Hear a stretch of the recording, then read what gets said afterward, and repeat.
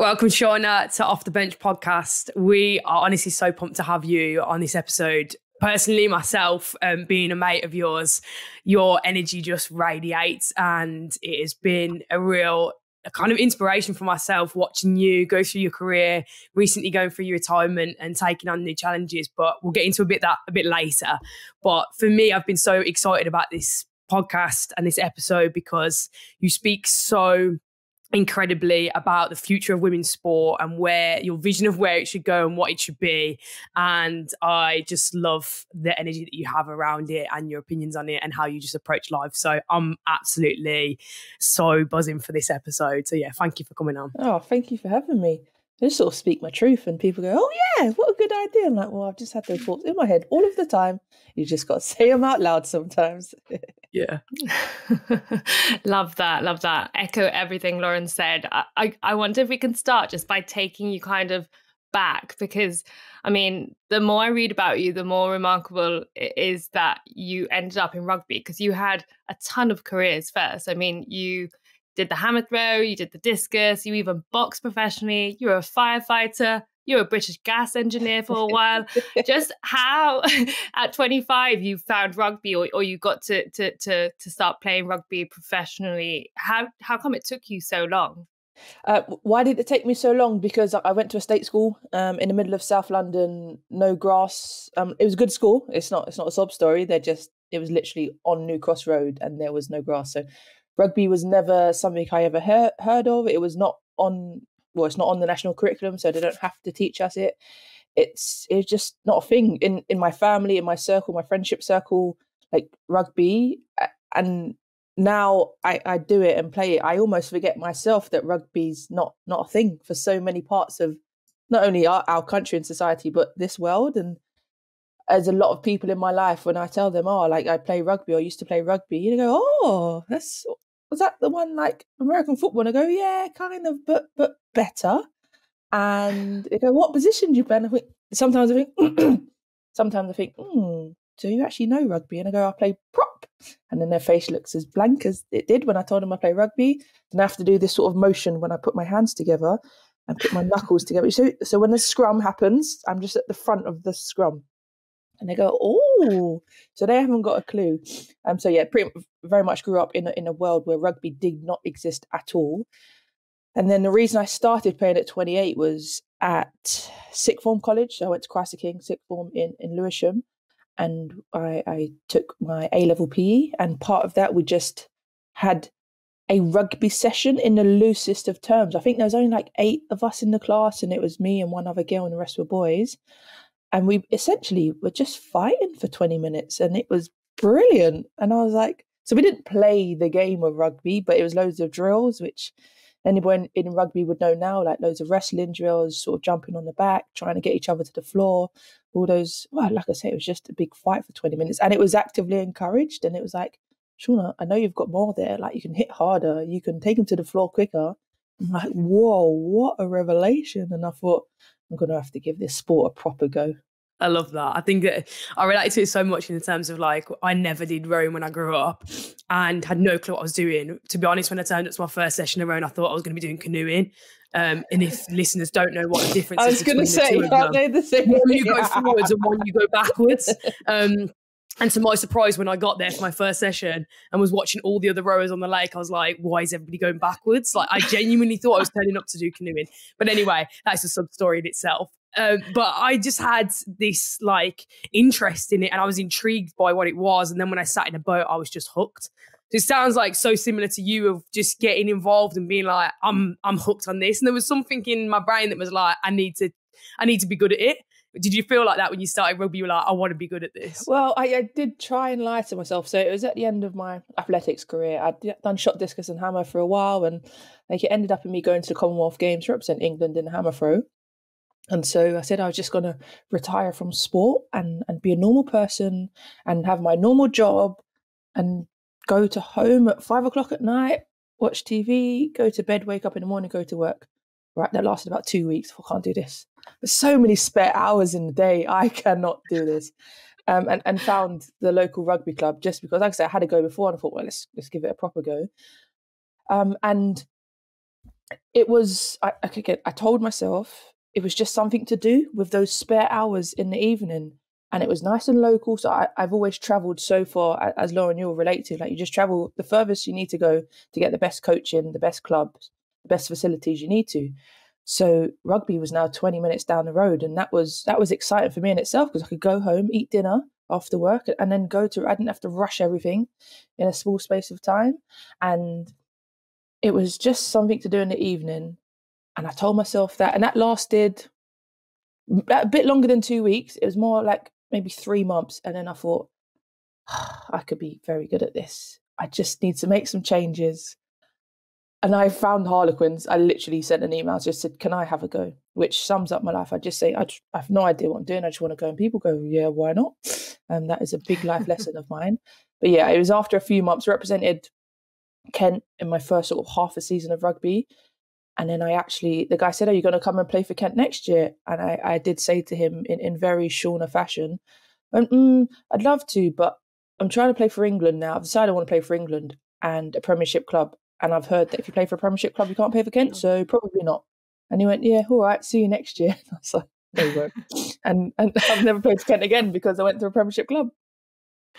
See you next year. Love that. You had such a vision for yourself, which is incredible. And especially when it's a sport you found at a relatively, I guess, older age. I mean, you've spoken about before how rugby is also a predominantly white male sport. How did you find you were received once you entered the world of kind of elite rugby? What was that space like for you? Even grassroots rugby, I'd say I felt different straight away. How I am as a personality, how I speak physically, but also what I say. So, like from my accent, I didn't realise that South London had an accent compared to Kent, and it's only when I hear other people from South London come to Kent, like, you're from South, aren't you? So it's how I sounded, which again I didn't realise other people would point that out. But then my frankness as well, it's very black and white. I'm like, why did you drop the ball? Doesn't make it, like, why can't you catch? Or why do you not just run? And it's just the thoughts in my head. I'm not thinking, oh, I must insult that person or I must be very frank with them. It's just like, sometimes it's almost the old person gene inside of you. You know, there's a sort of a gland that fades as you get older, like your filter. I feel like I just got it really young. And I would just say, and they're like, oh, Shaunagh, like, you can't say that or you can't do that. And I was like, why? Like, tell me in the law book where it says I can't, or whatever it is.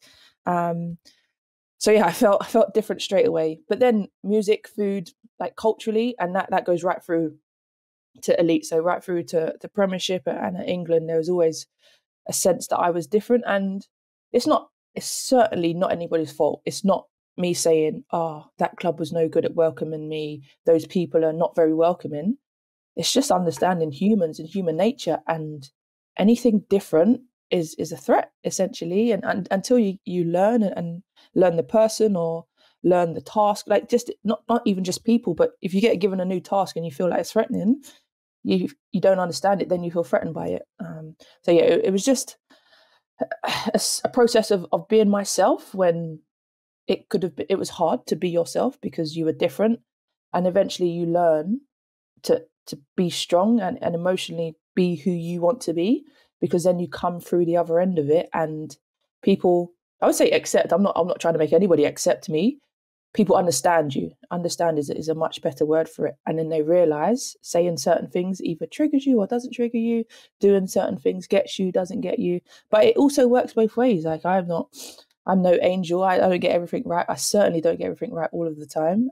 So yeah, it's a lot about understanding myself, for me to understand myself, what I need, the kind of people I need to be around, the type of coaching I need is another thing, how I need to be spoken to, how I need to be dragged out of a hole sometimes, or equally, it's learning your teammates, learning how to bring them up, learning how to get the best out of them, learning that like I say, I'm a very black and white, frank person. And if someone wants me to do something better, I just need to be told that. I need to be told, tackle lower.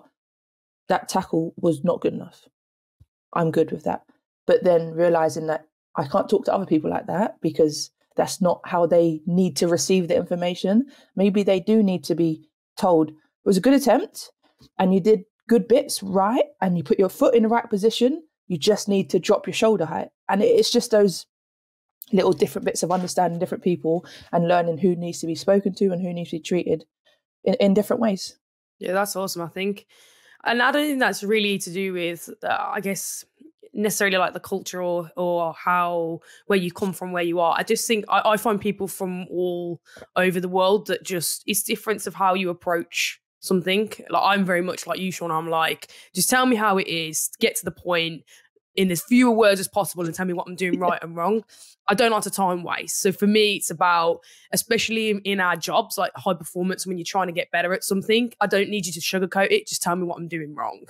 And I think I've got so used to that as well.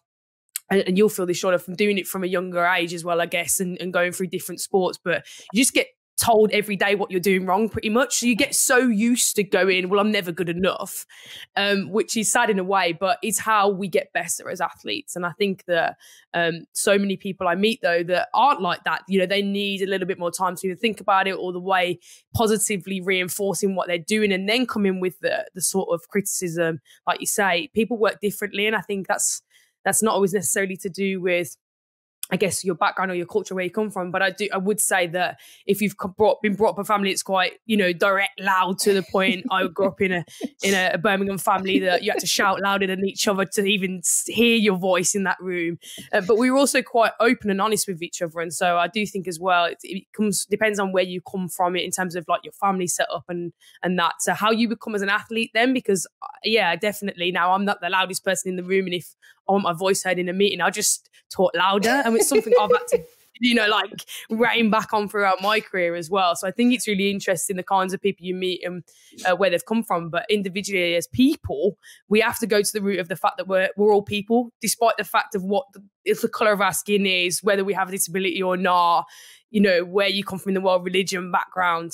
We are also people, and we also are all wired differently in our brains. And I think that in sport, we need to come back to that and remembering that we are all people behind what we externally show. Yeah. There's so many elements to it. Like you say, it's not just skin color. It's not just gender. It's not just sexuality. It's the things of how we're wired. And the same way, like there's a lot of black people in this world that you might have grown up in a country, or maybe they're growing up in a farm, or they're growing up in a way where maybe they're single, as an only child. And there's a lot of things that I can't relate to. Just because they're black, it doesn't mean I'm going to get on with them, doesn't mean we're going to be the best of friends. But actually, like you say, Lauren, you're a white person from Birmingham. Straight away, I'm like, city girl, there's probably going to be a lot more that I understand culturally about Lauren's lifestyle than someone who's grown up in a country who just happens to have the same skin colour as me. But it's, I just find it so fascinating in the last few years, just learning that. And I sort of grew up in a world where I started off in South London, so everyone was a different colour, everyone was a bit different. Like there was not too much samey, and then as I've got older and moved out to Kent and started playing different sports, I realised there is a lot of samey, but it's not a bad thing. You can just help to, and I would say help to change that. You can help to let people realise that you don't have to be the same. Like even within my family, like nieces and nephews, and sometimes I look at them as a group of friends and they're like, I don't know, 18 and 25. And I think from a distance, I haven't got a clue who my niece is. They all look the same. They've all got the same colour hair. They all have the same haircut. They all wear the same makeup. And I'm like, do you think they all want to look? But then sometimes they do all want to look the same, because when you're at a certain age, you just want to fit in. But I've made a point of letting people know you can be a bit different and you can still have the same friends. You don't have to agree on everything. You don't have to preach from the same hymn sheet about anything. You don't have to like the same clothes, the same trainers. And guess what? You can still be friends. You don't have to be the same people everywhere you go. I know that sort of for you, we've had conversations around sort of even like gender stereotypes and gender conformity. And I guess for you in your career, you've had a lot of people, say you present more masculinely and also as well, just the idea around for you that I guess why we get on so well is around like that idea of you don't have to conform to what that gender should look like as well, or how it should present or act. And Do you think that, I guess, in your career, you've really stood out for being yourself? And do you think that that was something that you felt from a very young age, that you were like, I don't care if you think that I should dress or look or do my hair a certain way or whatever that may be? Do you think you felt that at a really young age? And do you think that's really helped you then kind of going into your career and being yourself and being successful? Yeah, there's so many elements to that question I could go so deep into. But it started with growing up with a mum who essentially let me do what I want. The only sort of confinements was don't get arrested. So there's a lot to do in life without getting arrested. Yeah. So I always remember going to primary school. I assumed I dressed like the other girls, as in skirts and dresses, but there was this one particular day in junior school and hanging upside down on the monkey bars in the playground, and my skirt comes up, my knickers are on show, everyone's laughing at me. And that moment has, I think, changed my whole life, because I went home that day. I said, Mum, I'm never wearing a skirt or dress again to school, because it means I can't hang upside down in the monkey bars. And if I do, my knickers come out and everyone laughs at me. She's just like, fine. Like, I didn't need to make a big speech. I had this big moment prepared where I was going to be against skirts and dresses. And she just went, yeah, fine.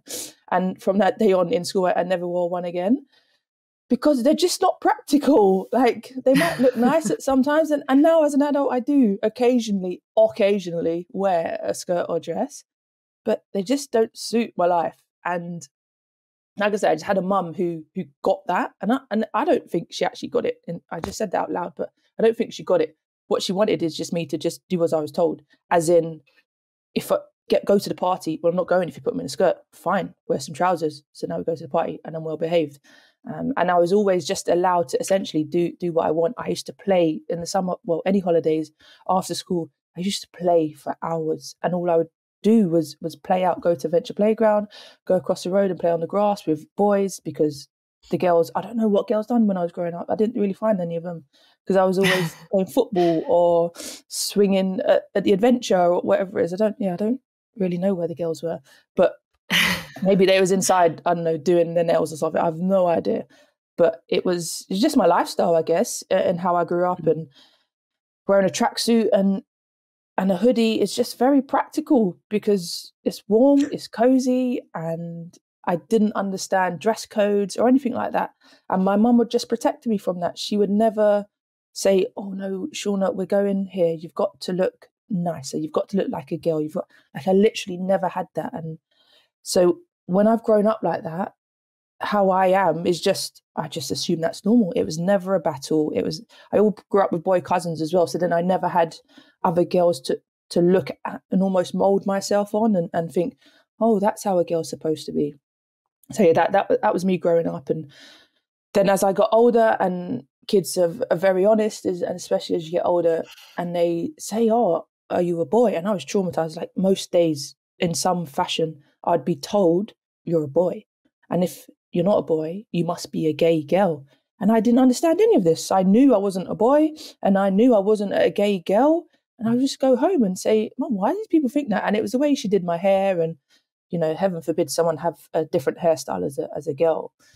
And she just went, nah, they're just jealous. That's all she used to tell me. They were jealous. It would be because they're jealous of your beautiful curls, or it'd be, well, you play football every day in a cage, you're a boy. And she would say, well, you're obviously better than them at football. It would just be, I just grew up in this bubble of being told I was excellent at everything, which sometimes is not great, because then it's hard to be told, well, actually, you're not that good. But it protected me and served me well. And to the point where you get to be a teenager, and then that's, you know, when you lose girls in sport quite often at that sort of 15, 16, 17 age. And I thought, oh, I really like winning. I really like getting medals. I really like having somewhere to go on the weekend, like competition. I thought, I'm still not going to do it. And as much as people would say, oh, you're not going to wear a dress today, and I would just be like, no. And then my mum would be also like, no, because she liked the fact that her child was good at things. And I've got an older brother and sister, but they was never into sport. They never took her out and around the country as much as I did with my competitions, etc. So yeah, and then the sexuality thing. Again, I was not even asked a question. I was always told I was gay. And I go, oh, and I'm still not understanding this, because I didn't grow up with anybody gay. I didn't grow up with anybody trans or anything like that. And I just didn't really understand. And I just thought, oh, okay, maybe I am, maybe I'm not. I've no idea, but I quite fancy that boy over there, so I'm going to go and talk to him. So it was, just even now as an adult, I still get asked, am I a man or woman? By adults just as much as children. I'll instantly be referred to as sir. So I've worked out if I cover my ears or I've got a hat on, then I'm a boy. That's all I have to do is to cover my ears with like a head tape or with an not earmuffs, but a headband. And I know that I'll be referred to as sir and he, him. Sometimes I play, it depends what mood I'm in. Sometimes I play on it and sometimes I just ignore it. And sometimes I get angry about it. It literally depends what I've done earlier that day. And then when I've asked people, and it's interesting how you word it, Lauren, to say present masculine. And I just get on with my life. I've now got a fiance who's a guy and I'm marrying him. And I asked him, like, how do you feel? And he goes, well, I don't care. I know everything about you. And I say to him, why do you think I'm gay? Because the look on people's faces when I say, oh, my fiance, Benji, and they're like, how does... When you say fiance, what does that... I go, oh, look at it, is it right? God, well, I just assumed I didn't even think it was a question. And then I say, why do you think I'm gay? And he goes, well, it's just because of how you are. And I go, well, how am I? And it's the one I get, and it gets me every time. Well, you're quite confident. You're quite sort of out there. And I thought, is that a thing? If you're confident as a woman, you must be gay. And then because I wear boxer shorts and I'm always in tracksuit, but, it's just practical for our sporting lifestyle. Yeah, I think that's something as well. I guess being part of also like a women's team as well. You tend to find in team sports, I know, like with my fiance Jude, being part of basketball, they do have quite a high population of LGBT athletes. And do you think that being part of a rugby team as well, that just layers that stereotype as well of just sort of, well, you must be gay because you play women's team sport? Yeah, yeah, for sure. And again, I didn't grow up doing team sport, so wasn't aware of the gay stereotype. So when I did start playing, I wanted to play, so I played. And it's only now when I ask questions about why people don't play and why parents don't let their daughters play, they literally say, oh, I don't want them to be gay, I don't want to turn gay. I go,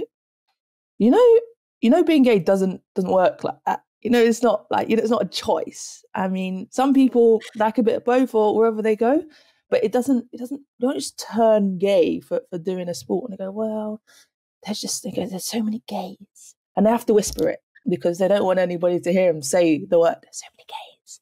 And I go, well, I mean, I don't know what to say next. You just get your girl to play rugby or whatever sport it is. But yeah, I hate to tell you that it's going to turn out being gay. That's just going to happen. Like, it's not really going to matter whether you say the word out loud or not. Or something go lesbian. I go, pardon? Yeah, lesbian. Oh. Yeah. Oh. Happy Pride, people.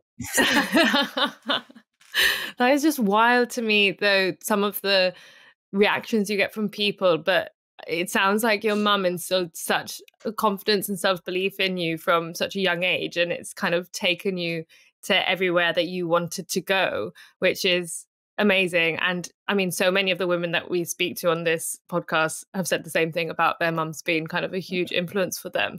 I mean, for her, she must feel so proud to see. I mean, you became the RFU's poster girl, really. You were. I used to live by the Oval, and one day woke up and saw this huge mural of you on the wall. I was just like, oh my God, that's Shaunagh Brown. That's incredible.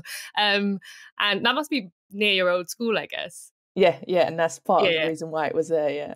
Yeah. So, I mean, just on that, being kind of the poster girl, I guess, for the RFU and for women's rugby, what has that been like for you? Because it gives you a huge profile, it makes you a role model in a lot of senses, brings certain pressures maybe too. I just wonder, how was that for you? Was that surreal at first? I kind of took it all in my stride, mainly because I really like having my photo done. And I love pictures. I love being in front of a camera. And while a few years ago, I'd have pretended that I didn't like it because that's the fashionable thing to do. Now I just say it out loud. And then people go, oh, I don't really know how to tease you anymore. Because I'm like, oh, don't pretend you don't love it. And I'm like, yeah, I do. And that's the end of the conversation. But it's more when I think back and you talk about the sort of the role model side of it. it gives me a platform, as much as that word gets me sometimes. If I give them a platform, I think, what does that actually mean? But it just gives me right of speech as such, and people listen to me when I talk sometimes, and even that I think is bizarre, because like I said at the beginning, I'm just saying what I think, and I know it's what a lot of other people think. They've just not necessarily got the bravery to say it out loud. So it does come with pressures, because, you know, like my social media, for example, I'll always be very aware of who I'm with, who I'm tagging, what brands are in and around me, what I'm wearing. It'll be like, I wouldn't post anything of me being at a night out, like drunk, or alcohol around me. I wouldn't have someone smoking around me. And so those little minute things that people don't necessarily think of when they're posting on as an everyday normal person.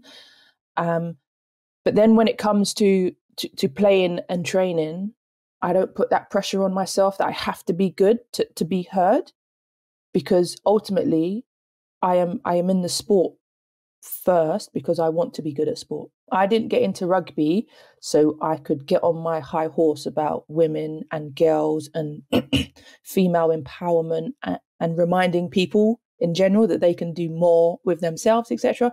I got into rugby because I love smashing into people. That is the beginning and end of it. And then it just sort of came with it. So yeah. I always want to be better at rugby because I like being good at things. I like to win. I love the feeling of winning as an individual. Equally, I love the feeling of winning as a team. And so then I realized the better I got at rugby, the higher my profile, the more I can speak on my moral causes.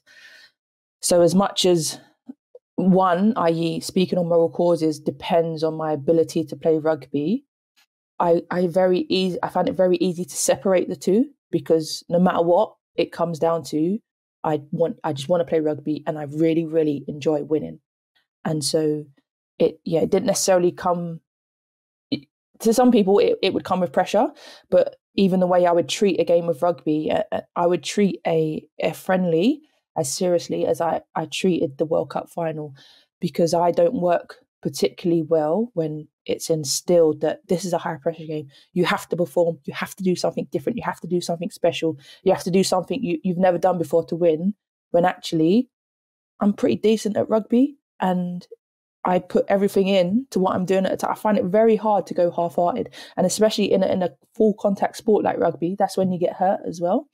So I very much relish in the thought of being a poster girl, but for the good reasons, for the reasons that I'm pretty decent at rugby, but then equally there's my off-pitch mentality and things I'm trying to instill in other people and get people to listen. So completely just loved being poster girl for the RFU.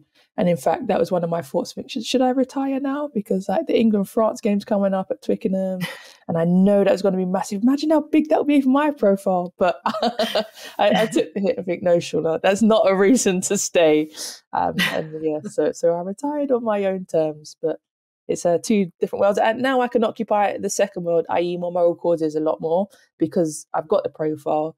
And I can still keep growing it to an extent, but it's not for reasons of being great at rugby.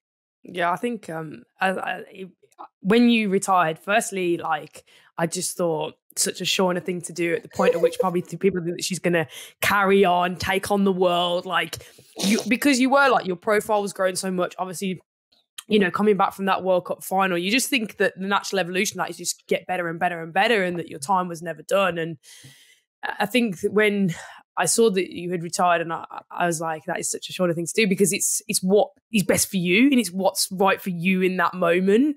And I've always loved that. And I think it's something that every athlete should do, is be guided by their heart and what they know they want to do and where their passion is at. And I guess for you in deciding to retire, how did you know you were coming to the end of that journey with rugby, and how did you know that's the next step that you wanted to take? Interested in the word you use, it in sort of what's right in your heart, and it was my heart. And coming back from the World Cup, so bearing in mind we'd been in camp as an England team for since July until November essentially, which is the longest time. And yes, you would go home on weekends a few days. It wasn't a solid 5 odd or 4 months, but my rugby was England level. like number 1/number 2 team in the world level. That's what I was doing day in, day out in my rugby. And then it was coming home to club level rugby. And I thought, this is hard work. I thought, and it was hard because I was one of the first internationals back into the club setting, just because I didn't get as much game time. And so it was like a progressive return to play with clubs. And so, like I said, I didn't play that much. So I was one of the first ones back in. And I did struggle with the level. But the level has been the level. I've just not had so much time with England before. And I'd just chopped between the two. And so I'd always remember the little, and it was just a shock. The difference and the understanding was another one that got me. I was like, what do you mean you don't know like what a +1 is in the mall? Like, what have you been doing for the last 6 months that we've been away? And I just thought, and I was getting annoyed. I was getting very annoyed very often. Like I get annoyed, you do, of course, but I was getting annoyed often. And I was starting to say things out loud that I thought, sure, now you can say it once or twice, but you can't say it every time you speak to them. And I wasn't enjoying it. I wasn't enjoying training. Playing was good fun because it's always good fun. You're just running into people for 80 minutes. But it was my heart says, this is not why we signed up to rugby. This is not the person that I want to be, where I'm just, constantly angry, essentially. So yeah, it was hard coming back from training and playing at such the highest standard in the world for so many months in a row. And then coming back to club level was hard. So yeah, it was okay. Because I've been thinking about it, of course. It was like a World Cup cycle. It's 32. You think this is probably a good time to leave. And initially I did think to myself, well, I'll retire from England, but I'll stay at club for the rest of the season. But then, like I say, when I came back and I just thought, I can't do it. I don't want to do it. And that was within my gift to not have to do it. And so I took the opportunity to no longer do it and just be relieved. And Lauren, I don't know what kind of times of the day you train, but I got used to training during the day. And I don't know if people know, like in elite women's rugby, like the Premiership level, some teams, and Harlequins is one of them, you're not finishing until after 9 o'clock at night on your training days. And I just thought, I don't want to train at night anymore. Like I like training during the day. I like to go home and have a life the other side. But yeah, club rugby is very, very different in so many ways to international. It's really interesting how different sports work differently. Like myself doing rowing, we're up early hours of the morning. We're up always early. We train through till middle of the afternoon and then we're going home. So like we're early risers, and then I'll come home from training, and then like my fiance Jude will be after basketball. So like she'll be off to go and train, and she'll be training and won't get home until sometimes midnight, driving over to East London to a club to go and train for 2 hours in the evening. And that's because most of them do work as well. And I guess that there is that element, like, in Premiership rugby and in club rugby is people work as well. And because they have to, because, you're not financially supported enough to be able to do it as your full-time job. And, we're really lucky at being part of the GB program that we get funded to do what we do, but not everybody has that privilege. And you knew that when you came into the game of rugby, that it was something you did for the love of it, not for the paycheck. And I guess when you earned your full contract for the first time for the Red Roses, was it in 2019, if I remember correctly? That was a big moment in the game where you were finally starting to get paid for the work that you did, which is mad in 2019. But what is the reality, I guess, of being a full-time rugby player in the women's game and just financially supporting yourself as well? So the reality is, depending on what lifestyle you want to lead, you probably still need a bit of an income elsewhere as well, even at England level, and depends on your band of pay, because there was 3 different pay bands and so 3 different amounts of years getting paid a year. And yeah, I always felt the need to do something else, but not only for financial reasons, just for me reasons, for my state of mind. And I've never been very good at, as we spoke about, Molly, in the beginning, I've done so much. I've never been very good at doing just one thing. As in, my mind needs something else to stimulate it. I need something else to concentrate on, because if I had a bad rugby session, if I had nothing else to think about, that would then affect the rest of my day and potentially the rest of my weeks. I'm like, why was it such a rubbish session? Why did I drop so many balls? Why did I miss them? Actually, when I've got something else to go and do. So it was, the fire service in the early days of my first professional contract. It was, well, drop some balls, but I've got to get to work now. So like that ship has sailed, close that door. I need to open the next one. But reality is, well, each club's different. So from what I know, some clubs do finish training by 6 or 7 now. But then I don't understand how they do it, because there's still so many workers. But I think they capitalise on students and people who have moulded their work to be able to train full time and potentially work in the evenings. But for me, my life at Quins was, so Monday, Tuesday, Thursday train. And all of those days we would finish. So Monday was the early finish and it was like 8 o'clock. But then Tuesday, Thursday, you're not, like the session finishes at 9, but you don't get in your car by 9:05. You take your boots off, you have a little chat, you have something to drink, something to eat. So I wasn't leaving until sort of 9:30, 9:45. And then just like Jude, I wasn't getting home till just before midnight, because I live quite away from training as well. But we would only train as a whole group for essentially 3 hours a week. So 7:30 till 9 on a Tuesday and Thursday was the main team sessions. And most of our people are still full-time workers. And so they couldn't get there during the day. And even that becomes hard, because you try your best to not have a division as a team to the full-time players and the part-time players. And we even struggled with what to call people without making them feel less, because like even the term part-time player, well, they're still full-time people and they're still very good players.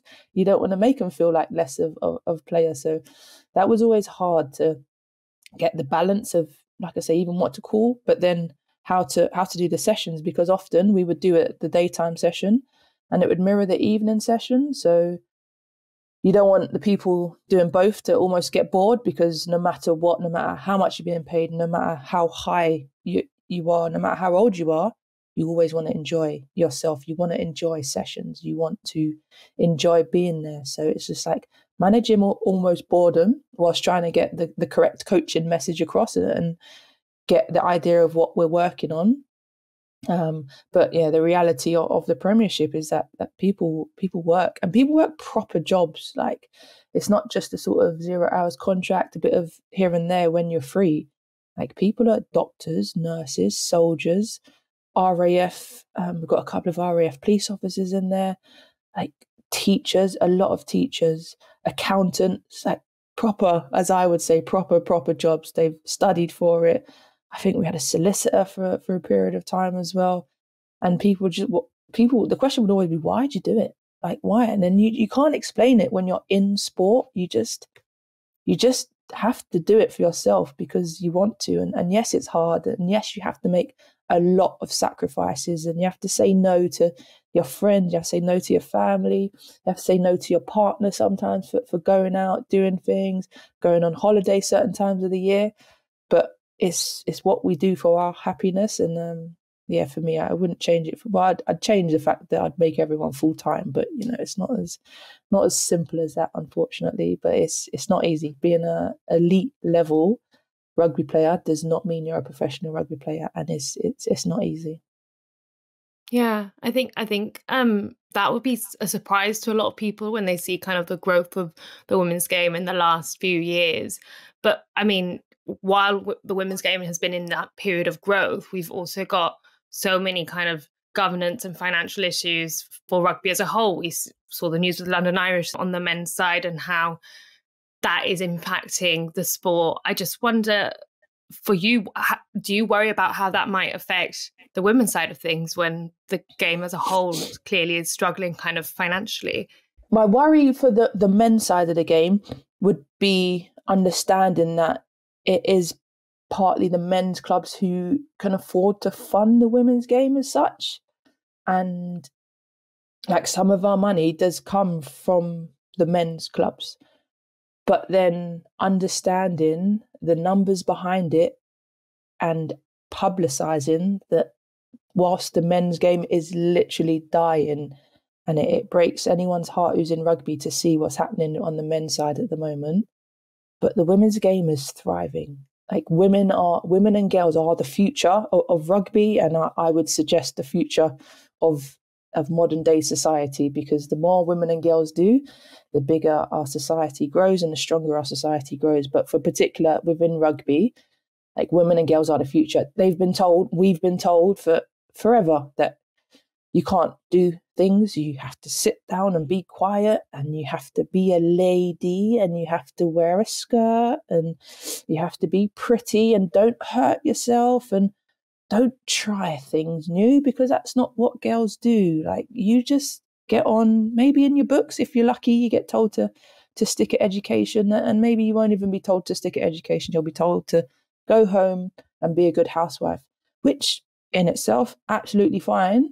But let's give people the choice. But yeah, the women's game is thriving, and it is the future, because rugby clubs who currently exist, there's still so many who don't have a girls section, although that number is changing. But then what you realise is, if you have, say you have your boys train on a Saturday, either Saturday morning, whatever, and now you've opened up a girls section who train on a Sunday, there's now a whole, like 4 or 5 hour block where there's people coming through your gates as a rugby club. There's people spending money behind your bar, in your kitchen, buying kit, whatever it is. And you see, and it wasn't that hard. We just had to have an extra few hours of training a week. And yes, it is very hard in the beginning, trying to get girls to come down, and people will get disheartened to say, like, I've opened a girls section, but nobody comes. But it's just like, stick with it. It is hard. Things are hard. Anything worth having is hard, and you have to work for it. And you have to now tell girls that you can play rugby, you can do boxing, you can do mixed martial arts, and the things that, traditionally not only would we not be encouraged, but actively discouraged from doing. And I still hear it every day. Why would you want to play rugby? Like, you're too small. And I hear it, and I go, I get a little twitch going on. I think, should I interrupt here, or is it not my conversation or argument to have it? And it depends what mood I'm in. Sometimes I go, what do you mean she's too small? And like, some of the smallest girls are some of the best players, because they're agile. They don't want to be caught, and so they get around the big girls like me. And I'm like, make me look silly. But yeah, to your actual question, men's game literally dying. Women's game is thriving. Yeah, I think what it all comes down to, like you say, is about the club seeing the opportunity in women's rugby and not seeing it as an added expense, but an added opportunity, and seeing it as something that can grow, like you say, and is growing. I mean, the World Cup and the Six Nations this year was the biggest kind of indication of that, seeing the crowd, seeing the interest, but also seeing the level. And I think just going back to that World Cup, and that final was obviously heartbreaking for England to come so close. But then the occasion of being there in front of what was a world record crowd, what was that like? And how do you look back on it now with kind of a few months to digest, I guess, that it didn't go the way you guys wanted it to go?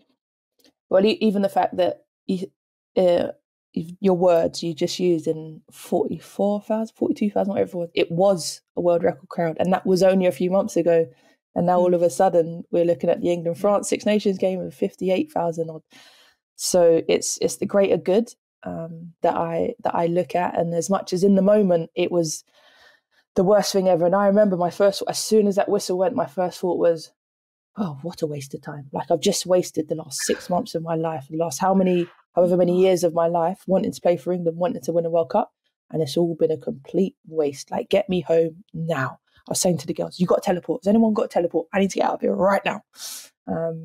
But then, the longest of course, flight ever, I can imagine. Oh, yeah.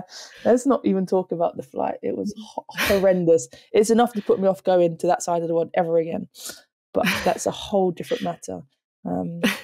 But yeah, it was get me out of here. This is horrible. I've just wasted my life. But then it didn't even get home, I guess. We got on the bus, and as a team, after games, we sing, as with so many team sports, for every reason, like try scorers or player of the match or maybe yellow cards, whatever it is, you sing. And so we got on that coach and we sang, and it was sad. It was so sad.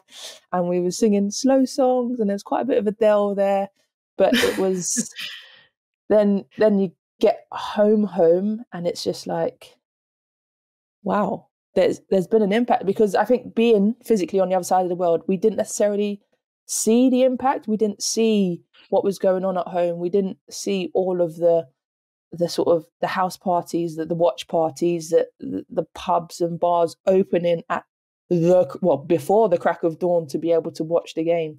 And yes, we had social media, but it wasn't our everyday. And even I remember like coming back, and the following week I got on a train to London for an event, and someone just randomly on the train went, "Are you Shaunagh Brown?" And I was just like, "Yeah." And he's like, "Oh, well done for the final. It was heartbreaking." And I was just like, whoa, what has never happened? Like, I'll get it at sports events, but like women's sports events, maybe a rugby game, but it was just like, wow. Like people actually watched it, and then like, so the next few weeks when I was seeing people for the first time, there was such a mixed reaction in terms of one bloke who went, "I'm angry at you." And I knew he was talking about rugby, and I said, "Oh, tell me about it. I'm angry at myself." And he went, and then I sort of like getting ready to get angry with everyone. And he went, "You made me late for work." And I said, "What?" And he goes, "That was the greatest game of rugby I have ever seen. And I told my boss I might be a few minutes late because I wanted to at least watch the first half. But he said I couldn't leave the screen because I never knew at any point what was going to happen." I was just like, "Oh, I'm sorry." "Tell your boss that I'm sorry, but it would have been great if we won." He's like, "No, don't worry about the win. Like, you girls did the country so proud, and did women so proud, and did rugby so proud." And yeah, it's in the moment is horrendous, and I just think wasted my life. But then you come away and realize the bigger picture stuff. It's when we step onto the pitch as a group of women to play rugby, we are, without realizing it, we're changing thoughts, minds, perceptions. We're changing the world just by doing what we love. And yeah, I wouldn't take that away from anything that I've done. And somebody did a podcast afterwards, and the question was, "I've got 30 caps. Would I take 29 away for a win? So I'd got one cap and won the World Cup final, or would I leave it as it was, keep my 30 caps and not win?" And in my head I thought, "Oh, I'll definitely take the one cap and win." But then absolutely not, because then everything that I've done, then it would have been a waste. Everything I've done leading up, like none of it would have happened. I'd have played once, won a World Cup, and then what do you do? Imagine like winning a World Cup on your first cap. You'd think, "Oh, I have to move on to another sport now. I've conquered it already." So yeah, it was very special, even though hard to take in the moment. Yeah. It's so beautiful hearing you say and just reflect back in a positive light now. I guess now you've had a bit of time to think about it. And as athletes, taking losses is difficult. It's hard. Like you say, you lose for me a race, whether it's for you a game, and you think to yourself, like, what a waste of my life that was. Like, I've just sacrificed everything, and now I didn't even get the medal. But on the flip side of it, you realise it's not really about the medal. It's not about the win or the loss. It's about, I guess, like the impact of, I guess, the journey firstly, and how that made you feel. And like you talk about that moment of you girls being in the bus together and singing, like those are the bits that you remember on your way and in your career. And the bits for me, like whether you win or lose, is the people around you. It's the team you're part of. And I think that's the beauty of sport. It's the moments along the way that make it special and give you the wins almost. And as much as we want to go out there and win, it is also about, like, you spend so much time training and sacrificing, and you spend more time with your team than you do with your own family. And it's those beautiful moments that you have that I'll always look back on, like some of my least favourite races that I've done and stuff like that. I think I always look back on and go, but I really had some incredible moments along the way, and I really developed who I was as a person. And I think I also, listening to you talk about those sort of bits where you've been recognised, like on the train and stuff like that, and it makes me throw back to your famous speech that you're now known for after your Premier 15s final. After you won with Quins in 2021. And I just want to read like a bit of a quote from it, because I just want to put into perspective, I guess, like the words you said in the moment and now what we're talking about, where the women's game is going. And you've said there in your speech, and you put, it's about putting us on a platform and knowing that we can do it. And at the end of the speech, you say, "We're here, and I challenge anyone to say women's rugby is not good enough, because we are." And now listening to us talk about 58,000 people, people approaching you on the train. Is it wild now looking back, even in that space of a couple of years that you've just gone through, from how you felt that moment talking and making that speech at the end of that final to where you are now? Does it just give you just like an unreal amount of hope for the future for the women's game? Short answer, yeah, for sure. But I am also optimistic person, and in my head I want something to happen, so I do everything I can to make it happen. It's like that elite athlete disease. Obviously, like you'd plan to be in a world championships, you plan to be in an Olympic Games, you plan to be in a Paralympic Games. So obviously I'm going to get there. Like I've always planned, not necessarily out loud or done loads of figure and important stuff around it, but I've always planned for the women's game to get this big. This was always part of what was going to happen. And if it didn't happen, then there's something really wrong elsewhere. But yeah, when I look back and think of what I've said, what I've done, when I read back my notes for speeches I've done, that, they're now out of date in terms of what I'm saying and what figures I'm using. Or even I look back at my game notes and what I used to be working on compared to now. So yeah, it's real important sometimes to look back for you to realise how far you've come, because I'm very guilty of being caught in the moment and thinking, well, obviously we was going to put 58,000 people in Twickenham to watch the women's game. But actually, it's not that many years ago when we were at Doncaster Knights, and I think it's like a 5,000 capacity, and we were buzzing that we sold out Doncaster Knights and then had to move for the next tournament. But yeah, it's always very important to look back to realise how far you've come, because as an elite athlete, you always want more. And like you said earlier, Lauren, you just get used to being told what you're rubbish at, and you don't always get celebrated for what you're good at.